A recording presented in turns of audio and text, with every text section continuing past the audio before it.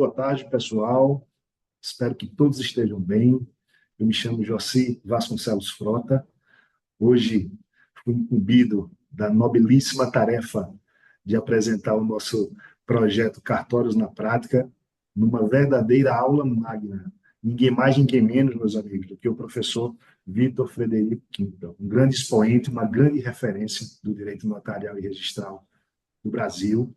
Estamos falando, inclusive, um link aberto, uma transmissão para todo o Brasil, de um projeto que vemos tocando ao longo aí de mais de um ano, com muito zelo, com muito carinho, com muita dedicação, e realmente é algo que nos toca e nos emociona saber que essa sementinha plantada lá atrás vem surtindo muitos frutos, vem ajudando muitos colegas, vem fazendo com que o trabalho aqui da nossa Anoreg Pernambuco, sob a batuta do nosso querido presidente, o professor André Vilaverde, que é um grande expoente, uma grande referência, está conosco aqui, daqui a pouco vai dar uma palavrinha para todos nós, e a gente sabe que tudo isso vem surtindo bons resultados, bons frutos, e não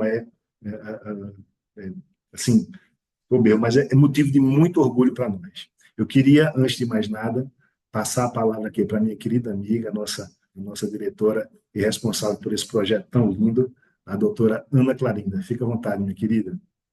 Olá, boa tarde a todos. Eu queria informar que a assessora do professor Kimpel acabou de mandar uma mensagenzinha dizendo que ele vai entrar daqui a 5 minutinhos.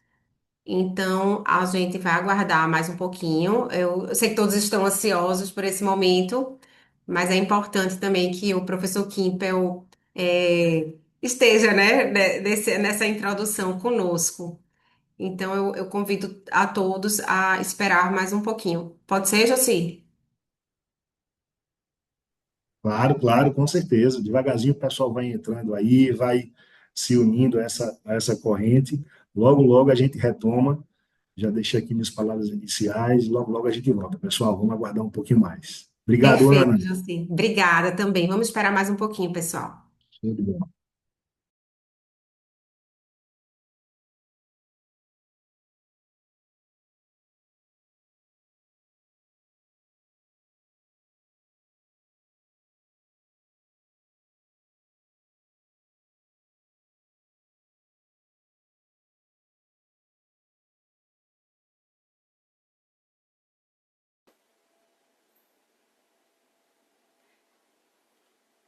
Muito boa tarde novamente, pessoal.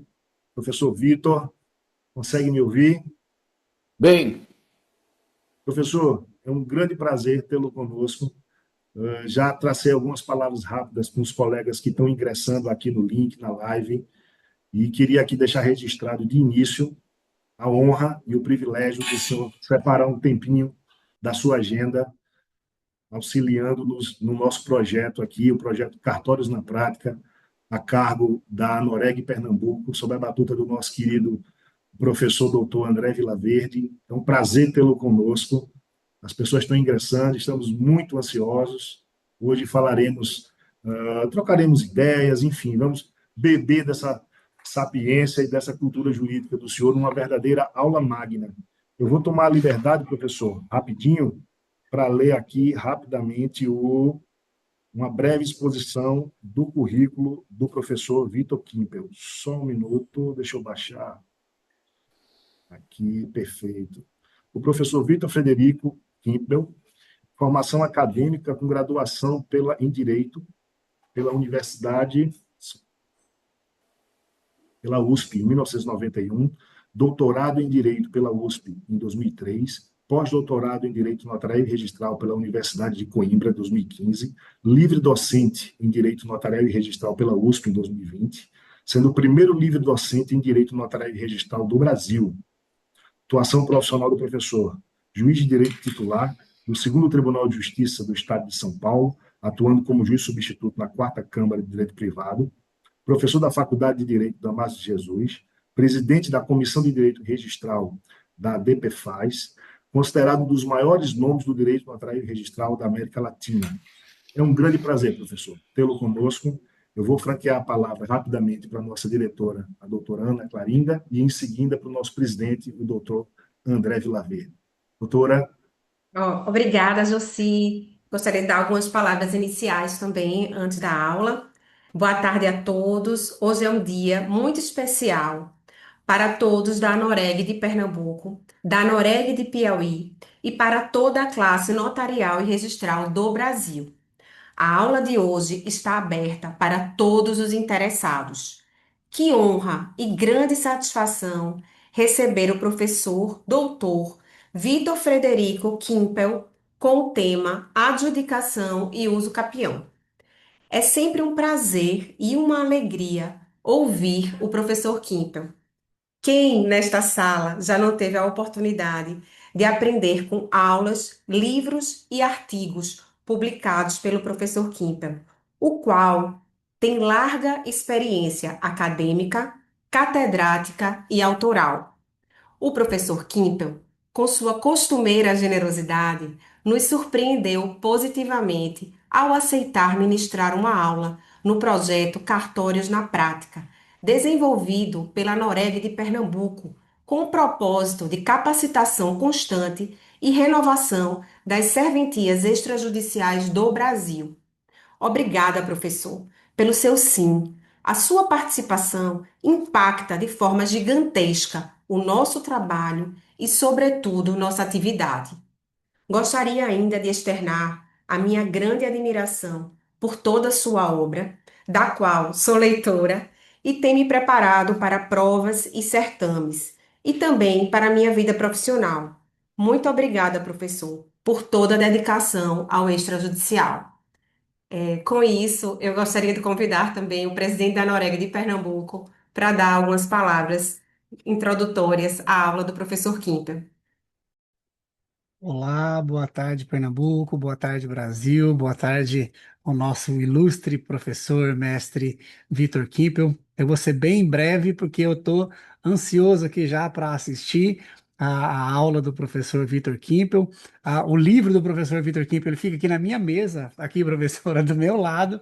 Então, assim, hoje eu tive uma dúvida aqui sobre a prática lá no cartório e eu já abro aqui, fica aqui os dois livros aqui do Tratado Notarial Registral ao meu lado, mas eu queria, de forma bem breve, professor, eu lembro de quando eu comecei na atividade notarial registral, quando eu comecei a estudar, o professor já sempre ministrou aula, sempre ensinando, e a gente vê o quanto que o professor Vitor Quimpo, ele é incansável, incansável.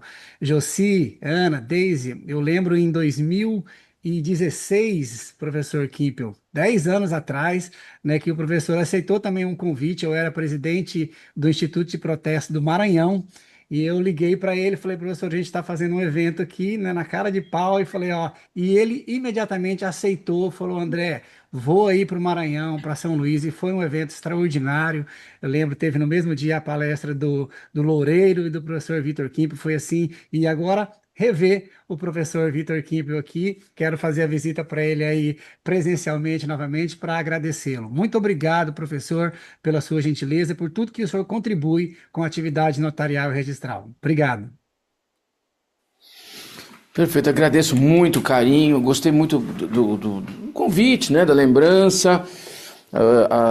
O doutor André Vilaverde é uma personalidade importante no nosso meio, né? A gente sabe a importância que ele tem também como doutrinador, né?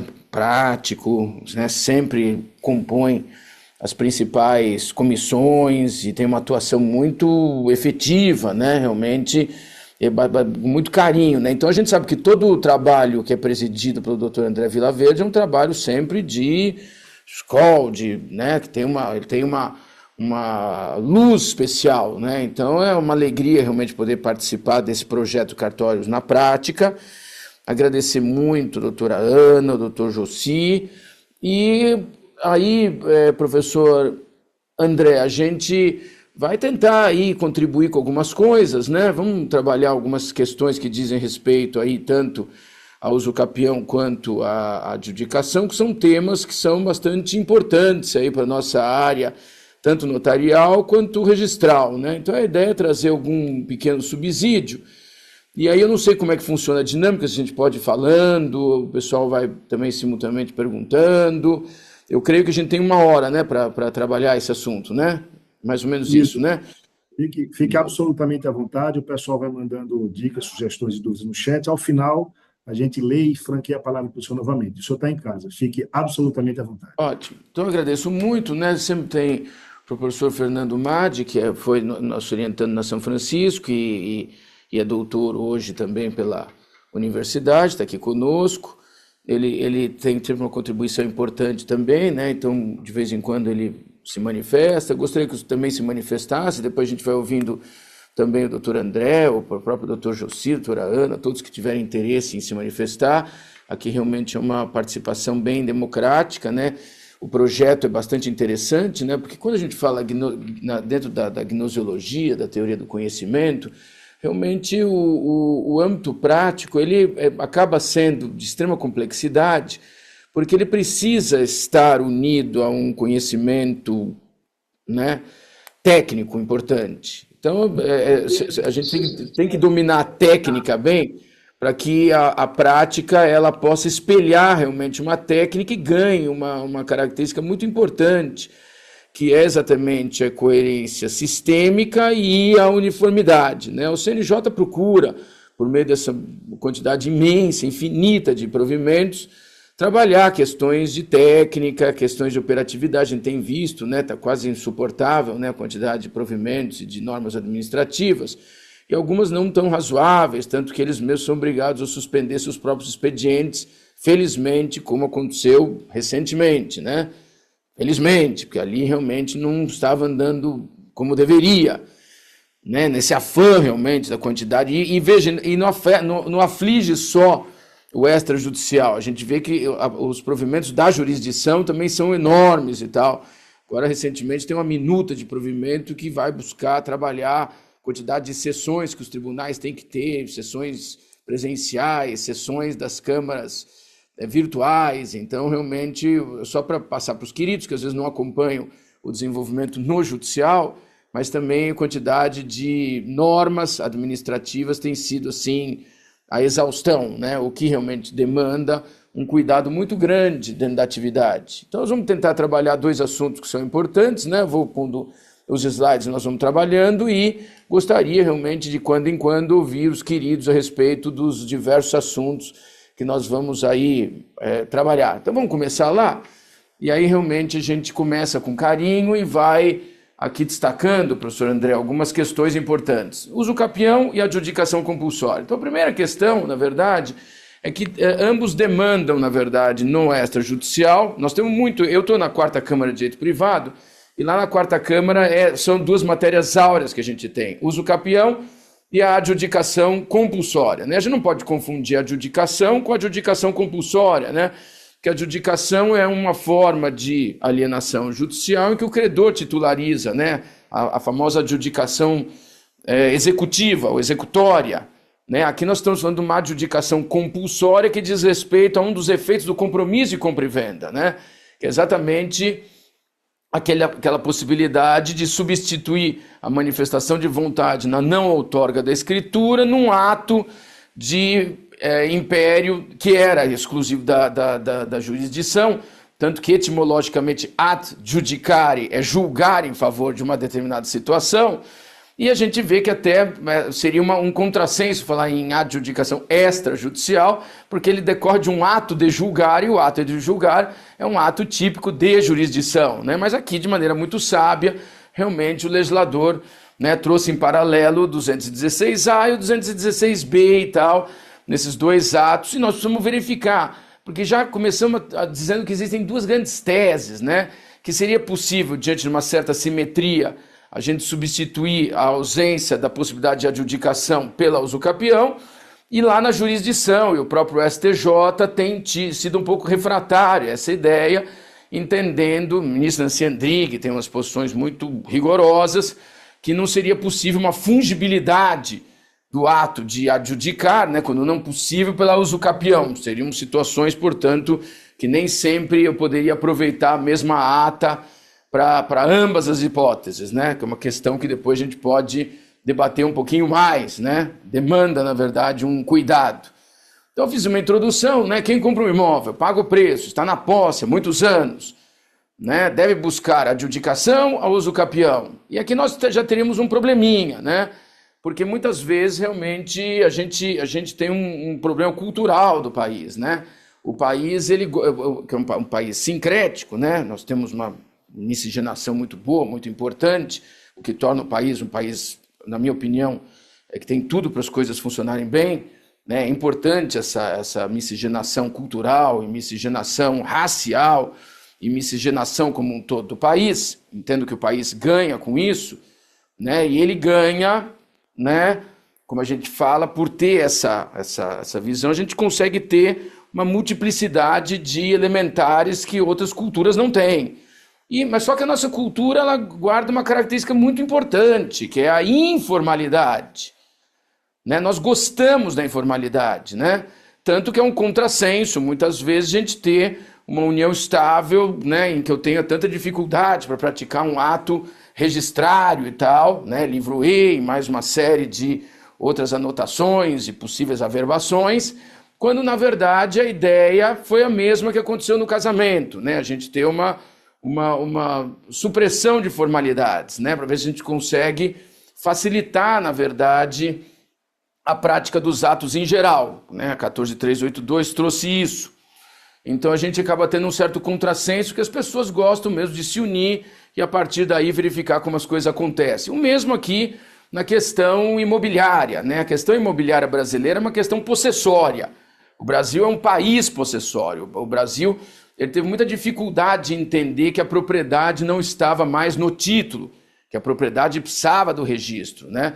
Bevilacqua, infelizmente, na nossa visão, ele falha um pouco aqui, quando lá no artigo 530 do Código de 16, ele vai falar que a propriedade dependia de uma transcrição, né?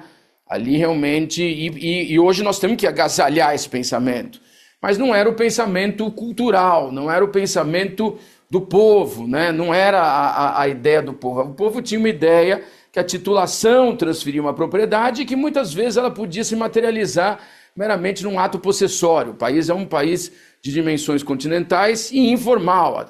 A ideia, na verdade, é uma ideia possessória. Ele é um país possessório, tanto que são incomparáveis a quantidade de demandas possessórias com a quantidade de demandas reivindicatórias, petitórias e tal. A quantidade de possessórias que a gente tem lá na quarta Câmara é infinitamente maior, né? E aí vem exatamente isso. Embora ambos possam levar ao mesmo resultado, qual é o resultado? Regularização de propriedade, aquisição de propriedade. Os fundamentos são diferentes, né? Então, quando a gente fala em usucapião, e realmente, só para se ter uma ideia, e essa é uma pergunta que a gente faz, né? Isso me coloca aqui, é uma pergunta que a gente faz, né? Quantas demandas no estado de São Paulo, os queridos acreditam que nós temos ações de usucapião? Só nas duas varas, que em São Paulo, na verdade, nós temos, no município, né? Na comarca da capital, nós temos duas varas de registro, que são responsáveis pelas ações declaratórias de usucapião, e a quarta Câmara revisa essas decisões, né, entre as 10 câmaras cíveis do tribunal, as 10 primeiras, né, câmaras cíveis e tal. Será que alguém tem ideia da quantidade de demandas que a gente tem de ações? Professor, deve ser algo assim inimaginável, estratosférico. Nem imagino. A gente tem 30 mil ações e chega no estado a mais de 85 mil ações declaratórias de usucapião.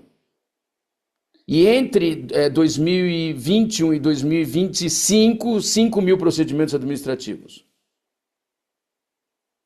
Então, eu tenho muita dificuldade quando a gente fala em des- ou extrajudicialização, porque não pegou. Não tem a mesma força.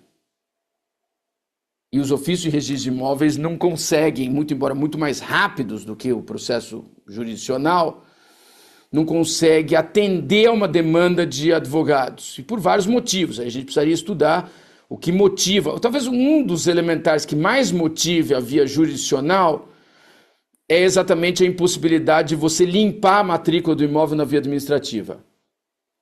E o juiz, na via jurisdicional, ele pode determinar o cancelamento de todos os gravames. E na via administrativa, desde o provimento 65 até a Até hoje a gente não consegue. Eu preciso pedir para os vários elementares da jurisdição para cancelar. Então esse talvez seja um fator, que eu também não consigo entender o porquê que na via administrativa eu não posso determinar o cancelamento e a informação, porque a forma é originária pura de aquisição da propriedade. Né? Tanto que ela é muito mais sofisticada sob o ponto de vista do sistema do que a própria adjudicação. A adjudicação é uma forma derivada de transmissão. A usucapião é uma forma originária de aquisição. Então é muito mais vantajoso eu ter a usucapião para o usucapiente do que a adjudicação para o comprador.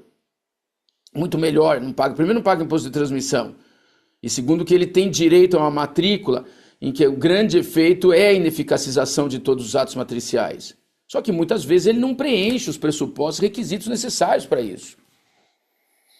Né? É difícil falar para vocês, por exemplo, semana que vem eu tenho sessão presencial da 4ª Câmara. Sempre tem 3 ou 4 processos de usucapião. Imagine isso multiplicado por 10 câmaras cíveis e por pelo menos 5 desembargadores em cada câmara dessas. Por sessão. Então imagine a quantidade imensa que a gente tem dessas demandas na jurisdição. É muito 30 mil ações nas varas registrais no município de São Paulo.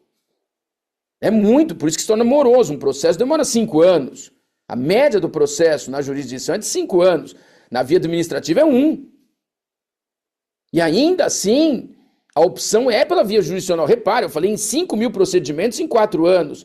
Eu estou falando, na verdade, em 30 mil ações que eu tenho hoje andando na capital.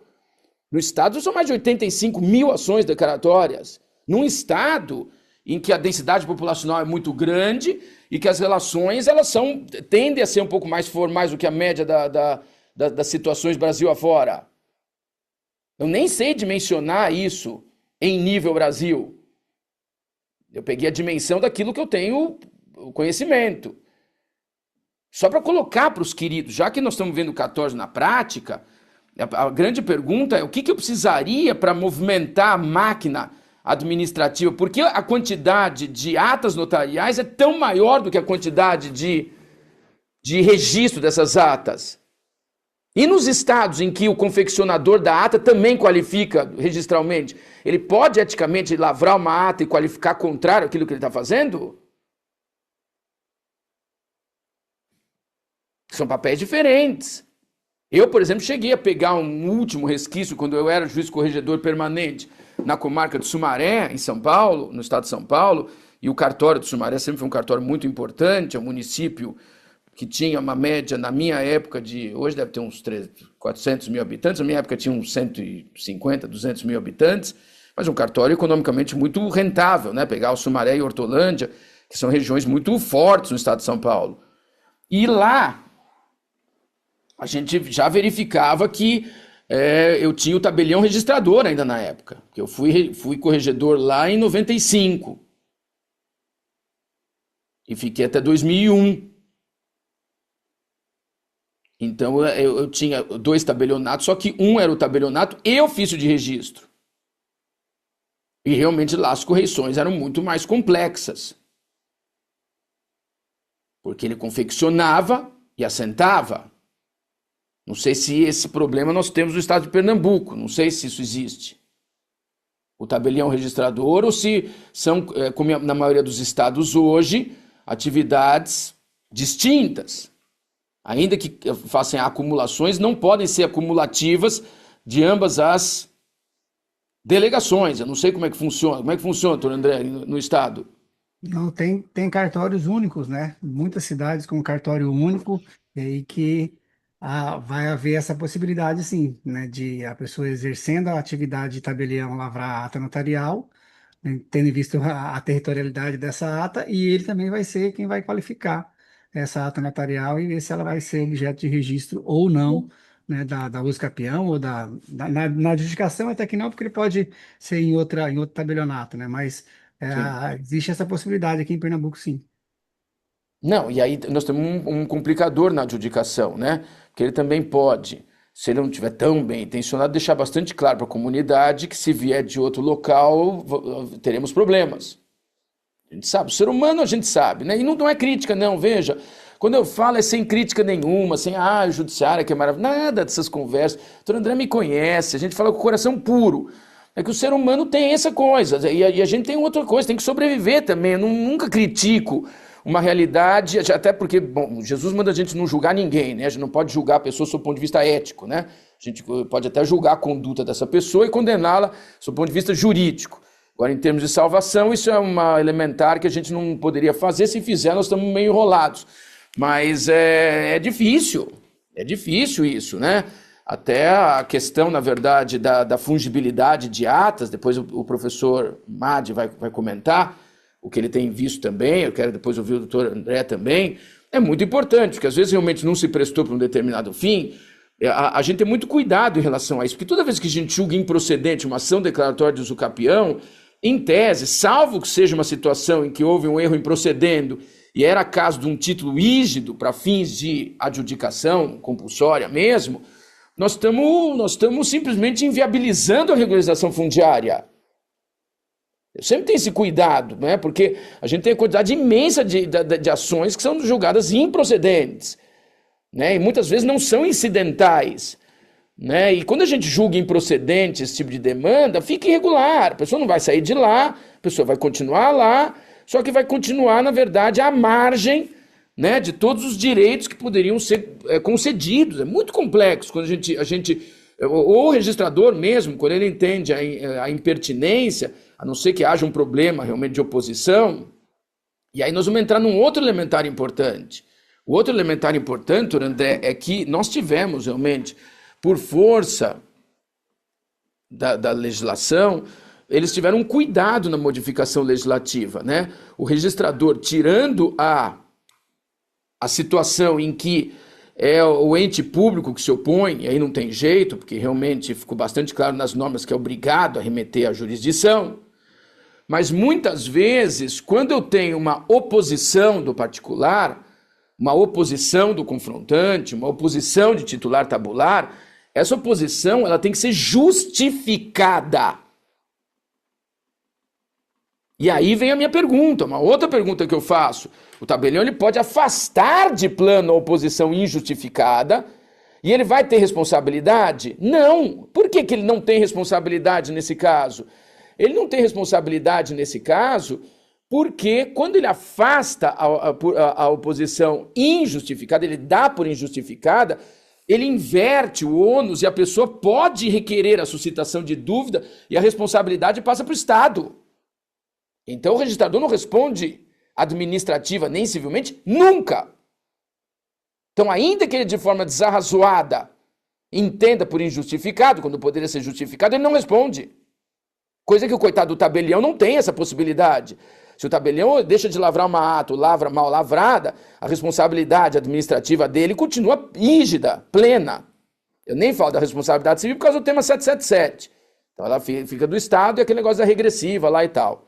Mas eu fico na responsabilidade específica mesmo do ponto de vista administrativo, que ela é gravosa, ela é complicada. Ninguém quer passar pela pecha ou de um processo administrativo disciplinar, que é muito desgastante e desagradável, e muito menos tem que fazer um TAC, que também é desagradável. Né? O TAC é, querendo ou não, embora a norma não diga isso, é uma confissão de culpa. Né? Você não quer enfrentar o problema. E eu muitas vezes também não gostaria, e até orientaria, falaria, não, faça um termo de ajustamento administrativo que é melhor para você. Mas no caso do registrador, ele não tem esse problema. Ele não tem esse problema. Então ele pode afastar, e veja, essa modificação legislativa ela foi muito importante, na minha opinião. E cada vez mais o registrador de imóveis é detentor de poder. E é bom isso, e ruim isso. Bom, sob o ponto de vista da confiança que o sistema tem nele, e ruim, obviamente, sob o ponto de vista dele se sentir premido por uma série de circunstâncias. Então, eu entrei primeiro nesse assunto da uso capião. Então, uso capião, o que eu vejo nela é exatamente isso. E veja, até abra um parênteses aqui para montar esse quadro, que depois os slides eu deixo para os queridos. Eu até prefiro que a gente vá conversando. Depois, se o doutor André quiser, a gente volta numa outra oportunidade e ainda continua. Porque veja, doutor André, o que a gente tem... Deixa eu pegar a caneta aqui, quer ver? Então, quando a gente fala em forma de aquisição, a turma diz, sabe que eu trabalho com essa classificação. Então, quando a gente fala em forma de aquisição, eu sempre digo para os queridos, eu tenho o que eu chamo de forma originária e eu tenho o que eu chamo de forma derivada. Então, começa dessa classificação. E o que é uma forma originária? Quando eu falo adjudicação compulsória é forma derivada. Usucapião é forma originária. Tá. Forma originária significa eu não tenho uma relação volitivo-bilateral. É originário por quê? Porque ou eu não quero transmitir e eu sou obrigado, ou eu não quero receber e eu sou obrigado. Então, quando a gente fala, por exemplo, aqui, que eu subdivido. Então, eu tenho formas que são originárias puras. Ou seja, eu não só não quero transmitir e eu não quero, ou eu não quero receber, eu sou obrigado. E aí eu tenho uma forma originária pura. Por que ela é pura, na verdade? Ela é puramente originária porque eu vou ter, ou nunca houve um proprietário, que é o caso da acessão, ilha, aluvião, avulsão, alvo abandonado, a construção, quando ela supera o valor do terreno, que é o 1255, parágrafo único do Código Civil, aí eu tenho uma forma puramente, ou seja, eu vou inaugurar uma matrícula nova, ou se eu mantiver a matrícula já existente, ela vem com o que eu chamo de ineficacização dos atos matriciais. Essa expressão não é minha, é do Pontes de Miranda. Eu limpo a matrícula. Por isso que não tem sentido abrir uma matrícula e transportar ônus com um proprietário novo que não tem vínculo nenhum com as situações jurídicas anteriores. E aí, doutor André, quando eu vou dar uma certidão atualizada desse imóvel, como que eu vou fazer menção a coisas que não dizem respeito nada daquele sujeito? Porque a forma originária é pura. E aí errou o provimento, desde o provimento de 65 tem um erro, porque deveria ter aberto matrícula nova independente da área ser idêntica. Começa de novo. Briguei muito naquela época com isso aí. Ah, vamos aproveitar a matrícula anterior. Não, velho. Hoje vai ser o sistema digital. Daqui a pouco a IA está nos ajudando a fazer tudo. Não tem sentido. A certidão depurativa da situação atual, nós vamos chegar, eu não vejo, em pouquíssimo tempo, isso vem em segundos. O registrador vai ter o cuidado só de dar uma olhadinha assim, depois de um tempo nem isso mais. Vai ser tudo automático. O sistema SERP, eu não dou 10 anos para funcionar tudo de uma maneira muito ajeitada. Essa interoperabilidade. E eu tenho o Usucapião aqui também. Até o Lamana até fala que ele entende que eu tenho duas subfiguras de usucapião.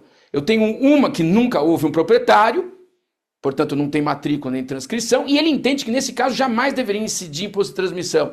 Mas ele entende, por exemplo, Lamana Paiva, e eu até gosto, muito querido, né? A gente é muito querido um com o outro, que quando realmente já houve um proprietário, já tem matrícula ou transcrição, ainda que seja uma forma originária, deveria recolher o imposto de transmissão. Ele entende que já resolveria, não ficaria aquele troço.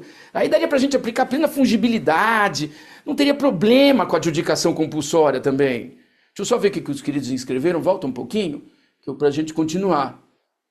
Dessas 30 mil ações, quantas... E é isso que é o problema, a doutora Juliana Dias mata a pau aqui. Isso aí. Aí ela foi precisa, foi brilhante. É isso mesmo, 70%. 70% tem gratuidade. É isso aí, doutora Juliana, a senhora foi brilhante. Pense outro fator que pesa é a ausência do poder jurisdicional do regime. Mas ele deveria, porque ele é qualificadíssimo, mais qualificado até que muito juiz e tal, ele está no mesmo padrão, no padrão até melhor, presta um monte de concurso, tudo direto, sabe muito mais que a gente. E isso, baixa. Então concordo também. Doutora Juliana, é indiscutível como não temos o poder jurisdicional, precisamos documentar, e isso é que é o problema. E além da exceção de saco do juiz, muitas vezes o oficial lá, que nem tem essa previsão, em todos os procedimentos, verificando a situação do imóvel e tal. Doutor Diniz aqui, Diniz Ferraz, a aula bateu o recorde de presença dos alunos, parabéns, a gente fica feliz. Muitas vezes, quando a gente fala ao advogado que ele precisa buscar exaustivamente localização do proprietário e tal, ele já declina. O problema é que isso não tem jeito, na jurisdição também. Porque ele deveria, na verdade, pelo menos se render ao fato de que demora muito lá na jurisdição. Eu pego processos lá, que às vezes tramitaram 7 anos, sabe? Eu tenho vontade de chorar. Eu tenho vontade de chorar. Quando eu olho isso lá, porque a gente procura trabalhar, não sei se trabalha bem ou mal, mas trabalha zerado. Eu tenho uma neura com os zerado. Zerado. A minha palavra é zerado. O gabinete está zerado. Hoje nós estamos fazendo os agravos da semana. Tem nada. O acervo é 0. Até porque senão não teria moral para estar aqui com vocês. E nem teria não só moral, como estaria sendo controlado por isso.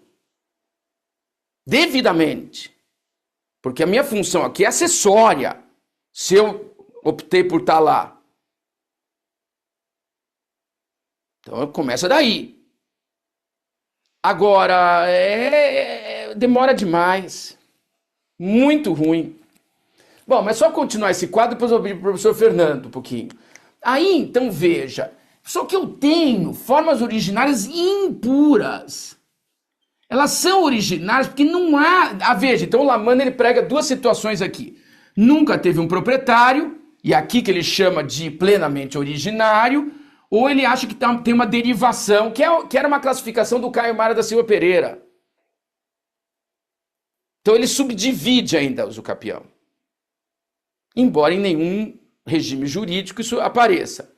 Quando a gente fala em impuramente originário, significa o quê? Não há o ato volitivo, mas eu não posso, na verdade, tornar ineficaz todos os atos matriciais automaticamente, que é o que vai acontecer, por exemplo, com a arrematação judicial ou com a adjudicação judicial. Então, quando a gente fala dos atos de alienação judicial, a arrematação ainda é um cara estranho que se torna proprietário. E a adjudicação é um credor, ou titular de direito real, que se torna proprietário.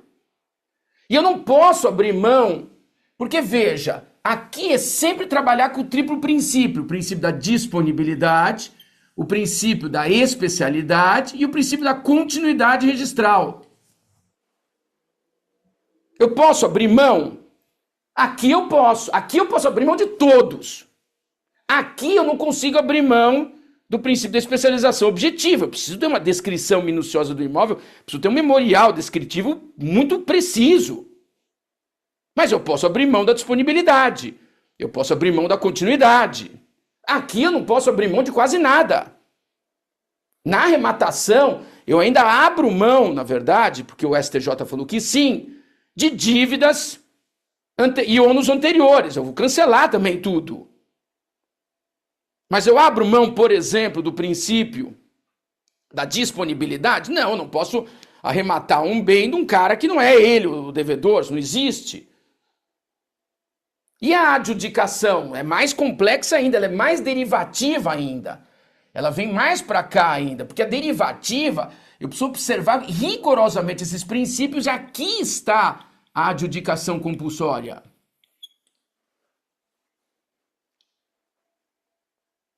Né? A adjudicação compulsória é esse mundo aqui. Então é lógico que para fazer uma ata é muito mais complicado.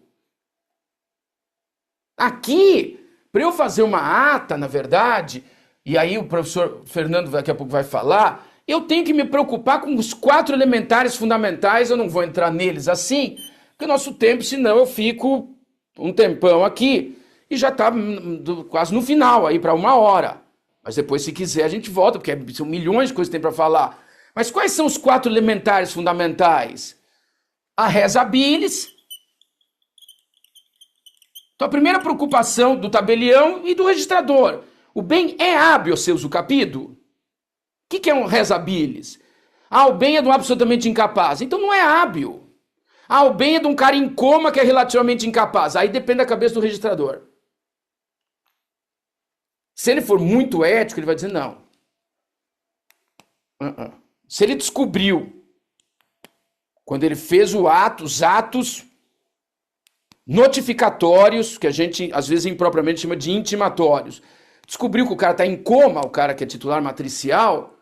Se ele for um cara muito ético, ele vai dizer, não, eu equiparo absolutamente incapaz, embora o código, a lei, o estatuto do deficiente tenha mudado, mas ele não pode mudar para piorar a situação desse sujeito. Ele não tem como se defender, por isso que alguém invadiu a casa dele. Pra vocês terem uma ideia, queridos, eu vou um caso meu ainda da 27ª vara, só para vocês terem uma ideia. Doutor André, olha a situação. Olha a situação. A mulher, 80 e poucos anos de idade, uma casinha no centro da cidade. Então a minha competência era territorial, nesse caso, não era pelo valor da causa, porque as causas que eu julgava eram todas acima de 500 salários mínimos. Mas o que acontecia?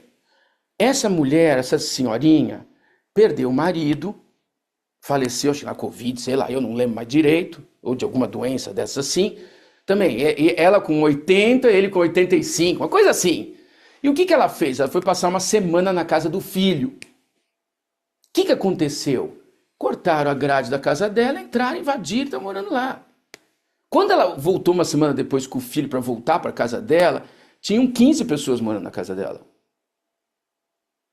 Invasão. Em São Paulo é assim. E a polícia militar, ela só reintegra a posse imediatamente se a invasão for a menos de 24 horas. Então os policiais chegaram lá pro bar, que era vizinho, e falaram, há quanto tempo está essa família morando aqui? Ah, não, já estão aí há 5, 6 dias. Então a polícia falou, queridos, vocês vão ter que procurar o judiciário. Só que quando procura o judiciário e a pessoa ingressa com a ação de reintegração de posse, o que acontece? O que o juiz é obrigado a fazer pelo novo CPC, artigo 550, lá e seguintes do Código de Processo Civil? Ele é obrigado a intimar a Defensoria Pública. Sabe quando que a gente ia conseguir tirar? Nunca mais na vida. Sabe o que eu tive que fazer? Uma coisa que eu era péssimo. Acordo. Aí eu sentei. Olha só a minha situação. Como tudo era muito rápido, porque eu tenho essa loucura, uma semana depois, audiência de conciliação. Então foi a senhorinha, o filho sentado do lado, de frente aqui assim, do lado direito da mesa, um representante daquela montoeira de pessoa que estava lá fora, porque daí vai todo mundo na audiência, criança, o gato, sentado de um lado. Eu nomeei um advogado dativo e começamos as tratativas. Aí o cara falou, olha, até foi bem razoável. Conversei com o advogado sozinho, para ele, falei, doutor, vamos resolver, vai. É uma senhorinha e tal. Ele falou, não tem problema, excelência. Nós vamos resolver facilmente esse caso. É só dar entre 15 e 20 mil reais que eles vão embora. E para eu convencer o filho, que não estava entendendo, eu tive que chamá-lo fora. Ela falou, querido, você está entendendo que nunca mais eles vão sair de lá? Você está entendendo que eu não posso dar uma liminar e tirar a criança, tudo, de lá, sim? E veja, eu não sou, você é o rei do Estado Democrático de Direito. Não! Você não preserva o direito de propriedade. Foi o filho que falou isso para mim. Você sabe que eu sou proprietário, e o direito de propriedade? Eu falei, querido... E eu me baseei num outro caso que eu tive, que houve uma invasão, num outro caso nosso, de um anexo do hospital. Sabe quanto tempo para reintegrar a posse eu dei a liminar, e o tribunal cassou a minha liminar, que era uma ala que precisava para os enfermos? 1 ano!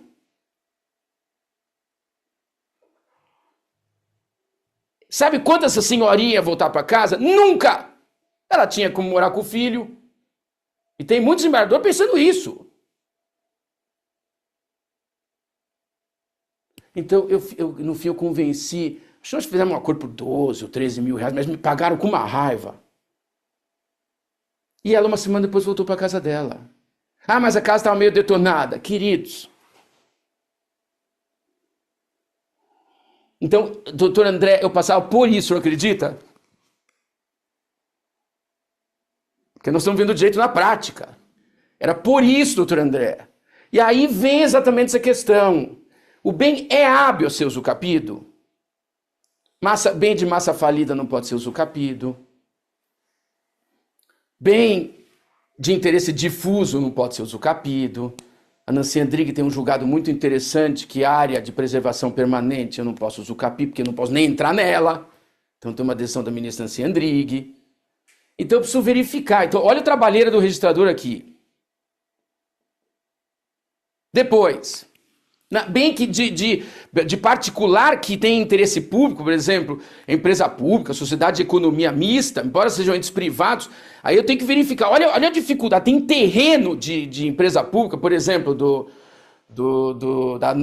da Caixa Econômica, outra sociedade de economia mista, o Banco do Brasil, por exemplo.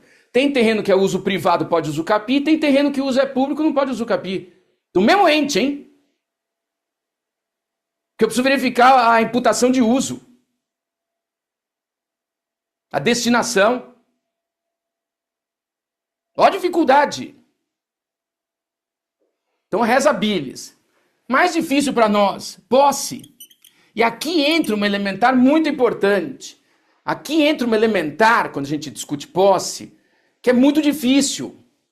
Primeiro que eu tenho os atos de detenção. Então, por exemplo, o STJ agora voltou a reconhecer em 2026 que o herdeiro que quer usucapi do outro não pode. Eles voltaram atrás, umas decisões antigas. Então, por exemplo, morre o pai. Aí um irmão chega pro outro e fala, vai morando no imóvel lá. Aí, doutor André, o que acontece? O cara vai morando no imóvel. Mas daqui a pouquinho ele fala, meu irmão, eu vou usucapi do meu irmão. E ele chega lá no cartório. Quanto tempo você está lá? Eu estou lá há 23 anos. Só que o STJ está dizendo, querido, se você não tem nenhum elemento de interversio possessiones, ou seja, que você teve a interversão dessa posse, você não vai usucapi. Porque é ato de permissão, não induz posse, artigo 1208, você ficou como um detentor. Então o STJ até fala, o julgado é muito interessante, porque ele fala, no seio familiar tem que reinar confiança, tem que reinar, na verdade, o que reina no seio familiar é exatamente afetividade, afeto, carinho. E para demonstrar perante o registrador a interversio possessiones? Mas eu pagava imposto aqui, você pagava imposto porque você morava lá. Você não pagava imposto. É óbvio que teu irmão não ia pagar o imposto. Mas nós éramos dois coproprietários. Mas ele deixou você morar quando o pai morreu. Você escreveu uma carta para ele que você queria usucapi esse bem, que você jamais ele ia entrar lá? Não. Então não teve interversio possessiones.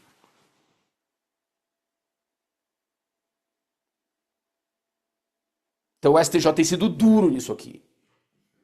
Depois, obviamente, a questão que nos imputa muito, que é título e boa-fé, que é pressuposto, né, para os usucapiões especiais, ordinários, tabulares.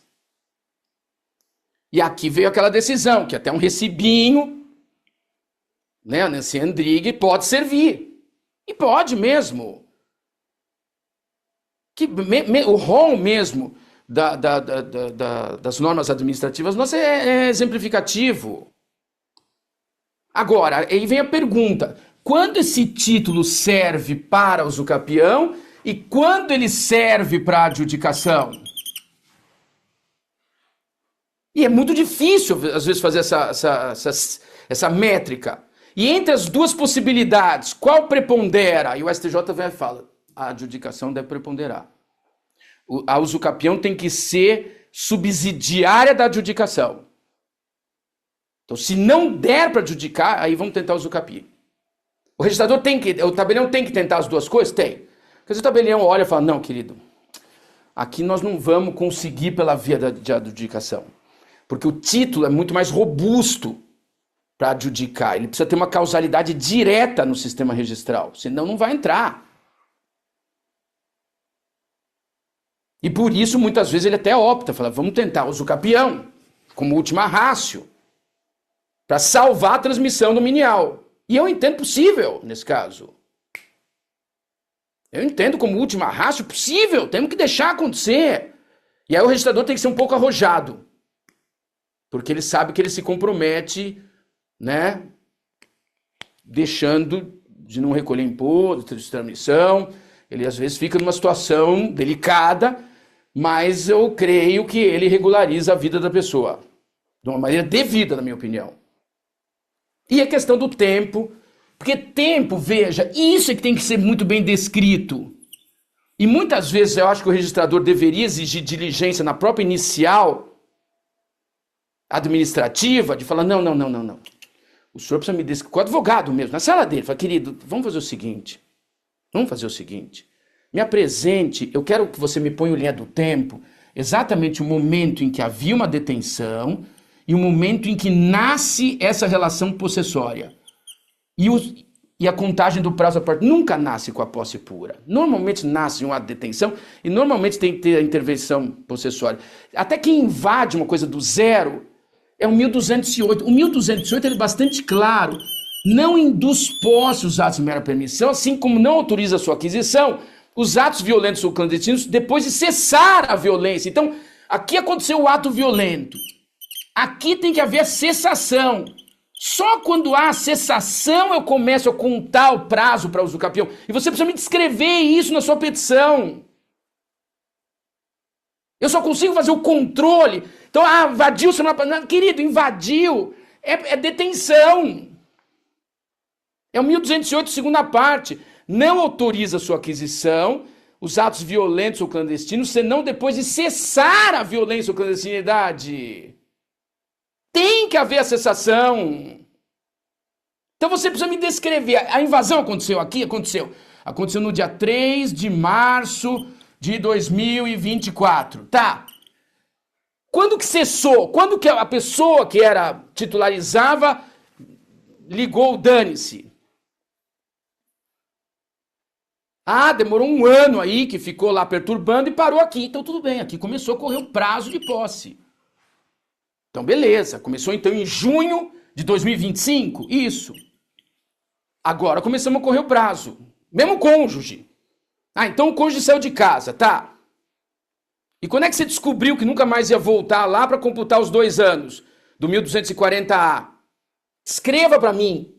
Não é do dia que a pessoa, foi embora e acabou. Calma. Calma. Tem que haver a derelição. Tem que haver o ato de abandono. Quando é que aconteceu? 1240A. Não são 2 anos? Quando é que ficou caracterizado?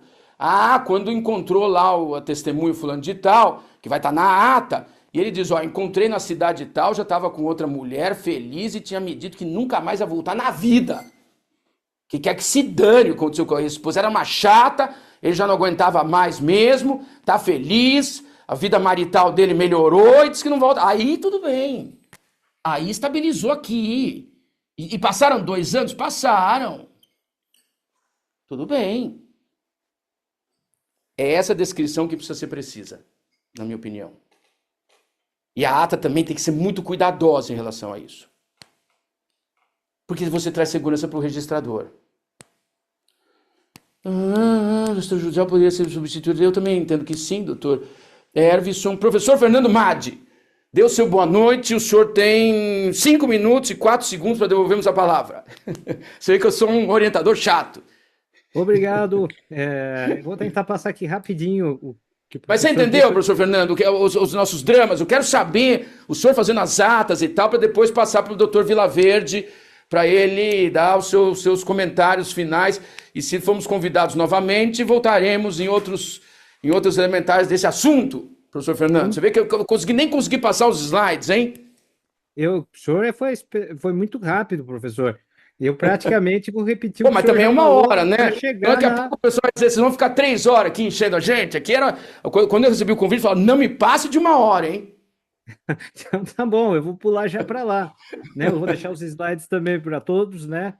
Faço justamente essa distinção que o professor Vitor já fez, com muito louvor, e vou chegar no ponto que o professor Vitor trouxe, né? Depois de comparação, que é o pedido alternativo. Professor Vitor, o senhor me perguntou, na ata, o que eu vejo na prática, no dia a dia, né? Depois de passar por tudo isso. Os advogados, eles não pedem uma fungibilidade para o registrador, mas eles pedem uma cláusula de conversibilidade para a gente, na hora de lavrar a ata, né? No momento da confecção, e procuram transformar uma ata mista, que sempre começa com a adjudicação compulsória, como o senhor falou, sempre a preferência é pela adjudicação compulsória e não o inverso, e o fim subsidiário dessa ata notarial para fins de uso capião. Ou eles voltam com um pedido de aditamento daquela ata para transformá-la numa ata de uso capião com o justo título. Então, é isso que eu tenho visto na prática, usando do artigo 440-G do Código Nacional de Normas. O doutor Loureiro, ele enfrentou um caso no Conselho Superior da Magistratura de São Paulo nesse sentido. E ele, em 2025, permitiu esse uso da ata dessa forma, com essa cláusula de conversibilidade. A grande dificuldade é a cobrança de emolumentos, nesse caso, que leva sempre a gente a uma grande dificuldade de questionar como se cobra. Geralmente, cobra-se, a ideia é cobrar por duas, né, para não fugir da taxa que nos impõe, né? Mas existem colegas que entendem que é pelo valor do emolumento, a cláusula de conversibilidade. No aditamento, é mais fácil essa verificação. E é o advogado sempre que vem com esse pedido, né? Levando sempre ao registrador com essa ideia, né? Já vimos que o procedimento também é bem diferente. Trago aqui algumas decisões que o professor Vitor já adiantou, né? E chama a minha atenção que foi aquela do STJ da adjudicação, que exige a quitação integral para o uso da adjudicação compulsória. Então, não podemos usar o adimplemento substancial e nem a prescrição do saldo quando não faltam. E as normas devem se adequar à LRP e ao provimento 149. Então, qualquer observação contrária nas normas estaduais levam a esse tema, né? E aí ficamos sempre com essa pergunta aqui, que eu deixo para os senhores. Para mim, a ata notarial ela precisa ser sempre muito bem confeccionada, sempre buscando atender o que o advogado pretende, mas sempre lembrando que a adjudicação compulsória tem preferência, porque o sistema notarial e registral e o tributário têm preferência, nesse caso, para nós. Então, isso, o inverso da uso capião sobre a adjudicação compulsória, nós não podemos permitir. Professor, era essa a pergunta que o senhor tinha feito? Era, né? Porque na verdade a gente vê que o tabelião fica numa situação complexa, né? Porque tem sempre a questão da rogação. E o registrador, ele tem um poder maior, né? Ele pode mandar adaptar a ata, ele pode determinar que se façam outras atas, atas complementares. Eu vejo que o poder do registrador aqui é muito bom, muito grande e tal. E vejo que os colegas, né, principalmente que vão nos procurando, Brasil afora, têm trabalhado muito bem nessas questões, né? Depois eu até quero ouvir o doutor André e os demais queridos aí sobre essa questão prática, professor Fernando. E eu gostaria de umas considerações ainda finais suas e tal sobre esse assunto nosso, para depois devolvermos com carinho a palavra, que eu acho que cumprimos bem a questão dos horários e tal. A gente sabe que tudo isso é muito sério. Professor Fernando. Bom, professor, eu ouvindo aqui a sua colocação, realmente é um tema muito difícil para a gente. O registrador ele pode pedir vamos dizer, um complemento sempre, e o notário ele precisa estar preparado para isso. Ele precisa sempre atender as partes e buscar sempre a solução conclusiva desse tópico. O professor está passando os slides. Eu não sei se o doutor André Vilaverde tem alguma sugestão, algum complemento, alguma correção. Ficamos à vontade de ouvir.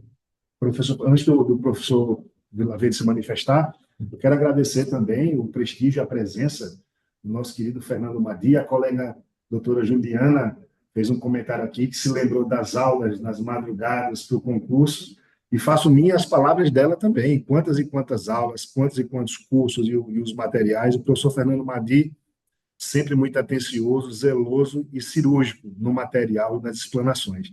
Eu queria pedir licença aqui para também deixar registrada a presença da presidente do Colégio Notarial de Pernambuco e a representante do Nordeste, do Colégio Notarial do Brasil, a doutora Deise Nunes, que levantou a mão. Doutora, tem a palavra franqueada. Fica à vontade, tá? Oi, pessoal, boa noite. Na verdade, primeiro eu gostaria de agradecer ao professor Vitor Campbell. Eu encontrei com ele lá em Fortaleza, ele estava ocupado, rodeado de gente, é famoso. E famoso a gente não consegue chegar muito perto, nem sempre a gente consegue chegar perto. Mas ele estava lá em Fortaleza no evento, uma palestra excelente, né? Foi maravilhosa. E aí, o professor Fernando Madi falou do artigo 440G, né, do Código Nacional de Normas, que fala, né, da questão da possibilidade de, se presentes os requisitos, né, transformar a adjudicação compulsória em uso capião. E só para deixar registrado que o nosso Código de Normas de Pernambuco, no artigo 1724, tem expressamente, né, a questão da convolução, em que o requerente poderá solicitar a convolução do procedimento em uso capião extrajudicial, desde que objetivamente estejam presentes os requisitos para isso, né? E eu, pensando um pouquinho sobre o uso capião, prometo que vou ser rápido para não atrapalhar, e aí o papel do tabelião na elaboração das atas notariais, né? Então, por que é que muitos procedimentos não chegam nem ao registro? Não é porque o direito não existe, pessoal. Quase sempre o direito existe. É porque muitas vezes a prova ela é insuficiente. Então, muitas vezes a prova é insuficiente. Então, aí é o papel do tabelião. Porque o tabelião não vai fazer apenas uma ata. O tabelião precisa construir a prova. Porque no procedimento de uso capião extrajudicial, o maior patrimônio não é só o imóvel. O maior patrimônio é a qualidade da prova.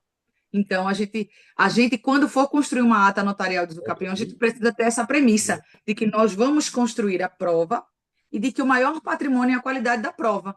Porque o direito existe, o uso capião é uma matéria de fato. O direito existe.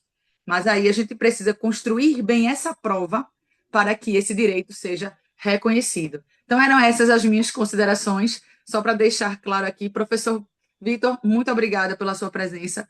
O Pernambuco fica super animado e a gente fica grato por a gente conseguir trazer, né, o senhor para esse nosso projeto Cartórios na Prática, que agora, graças a Deus, está tomando uma dimensão muito boa e a gente fica muito orgulhoso, né? Não só por ser um projeto pioneiro no Brasil, mas também por a gente conseguir trazer uma pessoa como o senhor, que só fez agregar e abrir a nossa mente. Muito obrigada.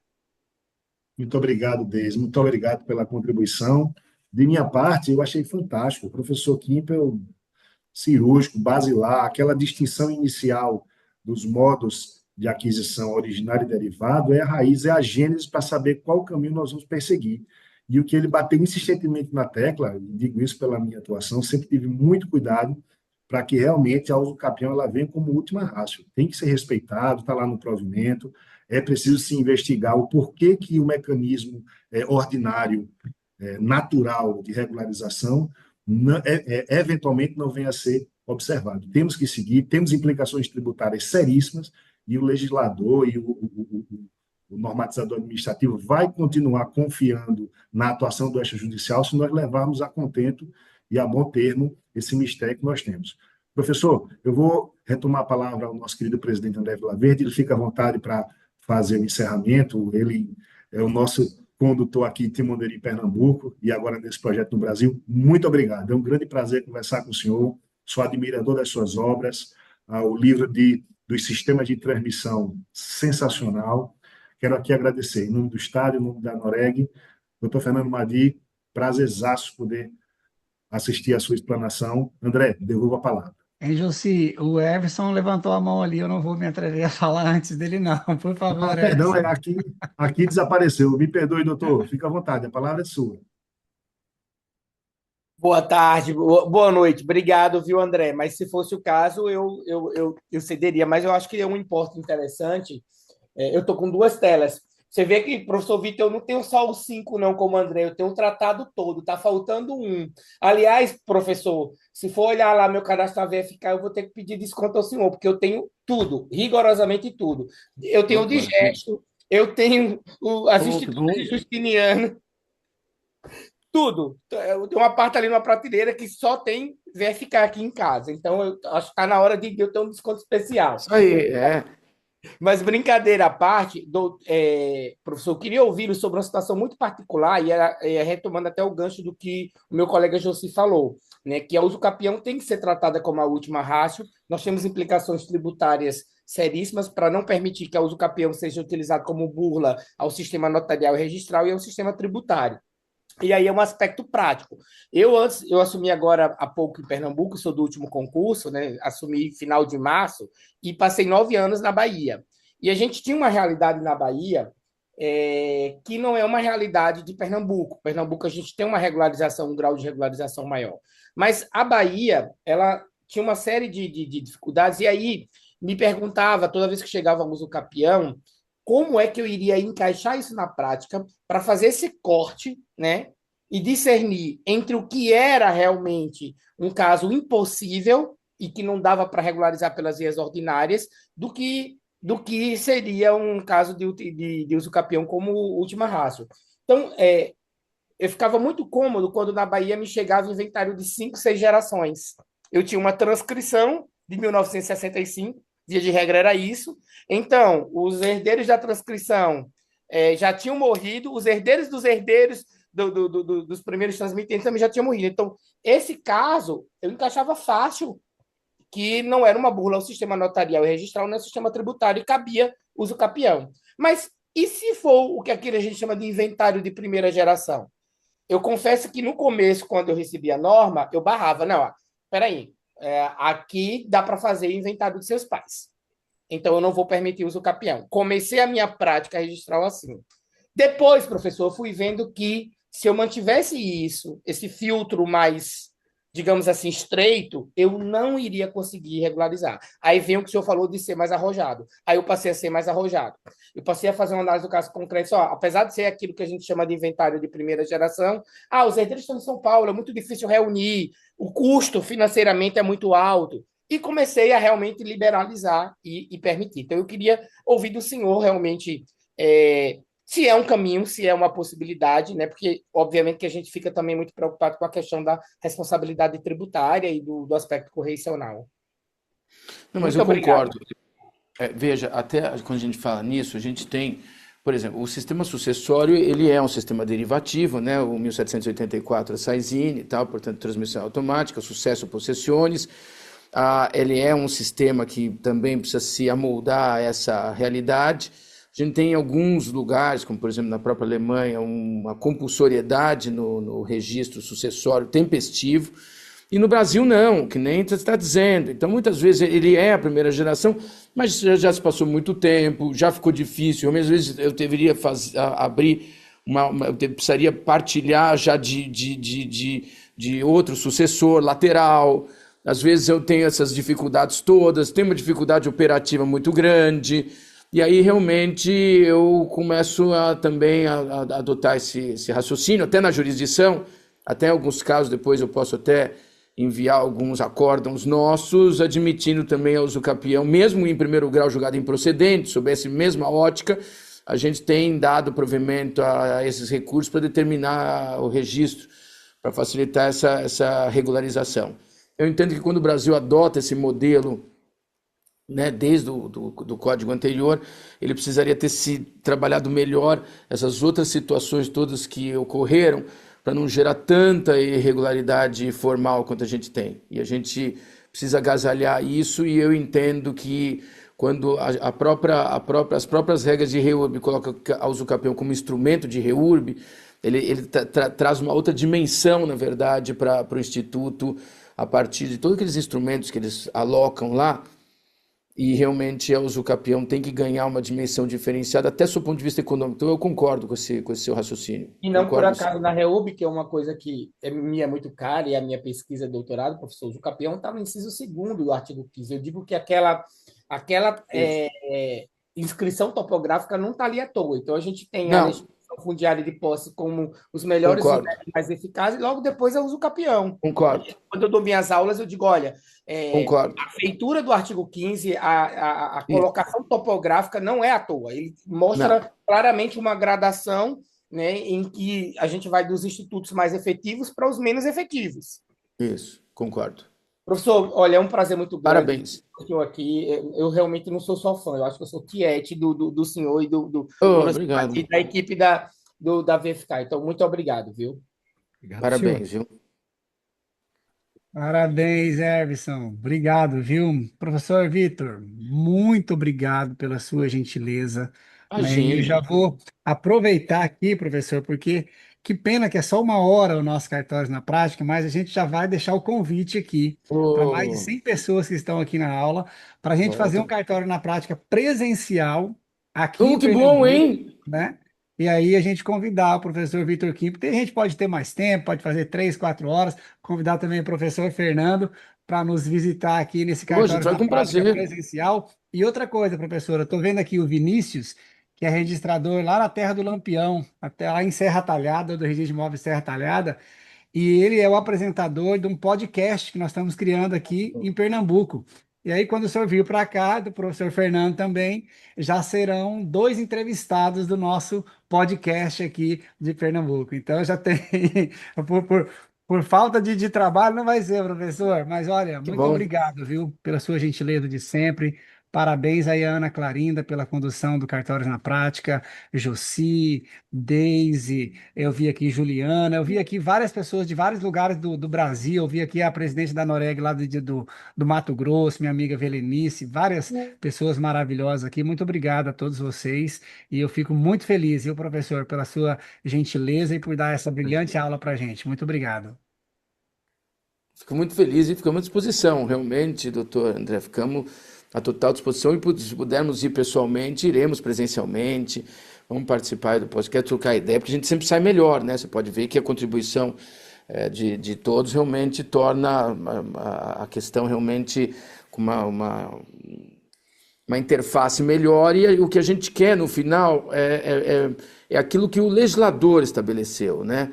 Que é uma atividade notarial e registral realmente que ganha no seio da sociedade e a gente, felizmente, foi muito bom poder ter participado, ainda que indiretamente, desse crescimento tão grande da atividade, né? Tanto que é impossível uma reforma adequada do sistema civil, que é o direito das pessoas mesmo, sem que realmente a gente tenha esses atores como elementos centrais na vida da sociedade pós-moderna.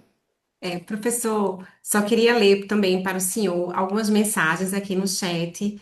Excelente aula, que aula daquelas que ninguém quer perder. É, Conteúdo incrível e enriquecedor, como sempre. Muitas palmas, aula maravilhosa. Parabéns à equipe organizadora. Larissa, uma alegria ter o professor Vitor nesse projeto. Aparecida, parabéns aos envolvidos e obrigada pela oportunidade. Vinícius, aula excepcional. Ervinson, parabéns à Anoreg, ao André, à Ana Clarinda, ao Josi, por terem tido a brilhante ideia de trazer o grande mestre do extrajudicial, doutor Victor Kimpel. Então, assim, muitos agradecimentos pela presença do professor. Eu também fiz algumas observações aqui. O professor é uma pessoa enérgica, corajosa, perspicaz. Uniu 2 temas hoje, a adjudicação e uso capião. É inédito também, porque assim, o domínio do professor de passear com tranquilidade sobre esses temas e a profundidade, uma grande base de direito civil, uma base forte, profunda. Só nas citações da aula de hoje, Caio Mário, Pontes de Miranda, Lamana Paiva, e ministra a aula com prazer e uma grande empolgação, e que todos nós sentimos isso, professor. Então, assim, ficamos até o final contentes de acompanhá-la. Sua aula é muito divertida. É Eu bom. falo por mim, assim, o que eu sinto. Eu fico rindo algumas expressões. É gratificante, realmente, como o senhor torna um assunto que às vezes não é tão fácil numa coisa agradável. Esse é o brilhantismo de quem tem o didatismo, né? De quem consegue passar um conhecimento profundo de uma forma simples, empolgante, corajosa. Assim, eu sou fã também, como o Everson, eu sou fã, assisto suas aulas há muitos anos. Quando eu era professor do cursinho de Damásio, eu estava Ai, que lá, viu, bom. professor? Assistindo suas aulas de direito civil. E eu pensava, "Oh, que jovem, era um jovem naquele momento, eu É, também, concurseiro, como ele é inteligente, um juiz de direito de São Paulo, e vinha vibrante, todo mundo sentia aquela vibração, aquela energia, e como, acompanhando a sua carreira, chegou longe, e o brilhantismo só aparece cada vez mais, reconhecimento no Brasil inteiro, não restam dúvidas do seu brilhantismo. Então, assim, hoje só gratidão, professor, porque foi, assim, a gente noticiou muito sua aula, hoje a gente bateu o recorde, foram mais de 110 que bom. alunos presentes ao vivo na sua aula, foi um recorde. Viu? Essa aula fica gravada, viu, professor Madi também, sobe para a nossa plataforma aqui, que nós temos uma plataforma das aulas que nós ministramos online. depois com o material didático de vocês também, para outros notários e registradores que não tiveram acesso à gravação da aula agora, depois eles têm acesso online também pela plataforma. Tudo isso, né, ministrado aí, capitaneado pela batuta do nosso presidente, André Vilaverde, e só gratidão. Com isso, eu devolvo a palavra ao professor Madi também para fazer as considerações finais dele. Eu agradeço a presença e fico muito feliz de ver meu orientador tão elogiado, né? Dá um orgulho e estamos sempre à disposição. Eu vou atrás dele onde ele for. Professor, Não, maravilha, ficamos sim à disposição, o professor Fernando e eu, com alegria, com carinho, né? Quando eu vi aqui tantos rostos queridos, né? De um tempo tão bom que passou nas nossas vidas, né? E a gente sempre leva um pouquinho de cada um, né? Eu levo dos queridos, levo um pouquinho da gente também. E a gente sabe que no final das contas tudo isso é que faz com que realmente a vida tenha essa sinergia, né? Que na verdade é até uma palavra grega importante, koinonia, né? Que é essa união de esforços que tem trazido realmente frutos importantes para a atividade e para as nossas vidas, né? Então, com isso, eu agradeço muito, a gente fica realmente à disposição, a gente quer realmente servir cada vez melhor e com isso eu realmente agradeço muito, muito realmente a lembrança do nosso nome, o carinho que se tem, né, com a nossa pessoa. Professor, foi tão bom que poderia estender o cupom de desconto lá da Semana Jurídica, que foi só até ontem, agora por conta da nossa live da Noreg, olha. Né, os Isso é colegas bom, tiveram a é. oportunidade, a YK estava com um desconto no primeiro dia de 65% e até ontem de 50% nas obras, salvo as categorias em É, a breve. Vanessa tá ouvindo aí, ela que manda Ó, nesse troço Vanessa, aí, tá ouvindo? estende Olha aí, aí pelo menos Vanessa, olha a 2 dias agora na responsabilidade. Noreg É, de tá Pernambuco, né, ouvindo? André? É isso aí. Pode deixar, doutor. Vamos incluir, eu vou passar para a editora. Vamos incluir sim uma parceria aí para um desconto aí para a Noreg Pernambuco. Não, e nessas obras todos Obrigado, em Vanessa. lançamentos, vai ser bom. Tem umas obras em Sim, lançamento. sim. Teremos, inclusive, né? Eu já tô até lá na minha mesa com um lançamento que chegou, e amanhã para os doutores que acompanham a live, já fiquem atentos que teremos alguns lançamentos da editora que estão em pré-venda lá no site. Muito Obrigado, obrigado, Vanessa. professor. Pessoal, foi um grande prazer. O convite está lançado, o professor está à disposição. É um verdadeiro deleite. O assunto é entusiasmante. Os colegas, as contribuições, motivo de muito orgulho. Gratidão a Deus, gratidão a vocês. Professores, muito obrigado. Contem conosco aqui da Noreg. Um grande abraço no coração. Por hoje, a gente encerra. Próxima quarta-feira, das 17h30 às 18h30, projeto Cartórios na Prática. Um abração, pessoal.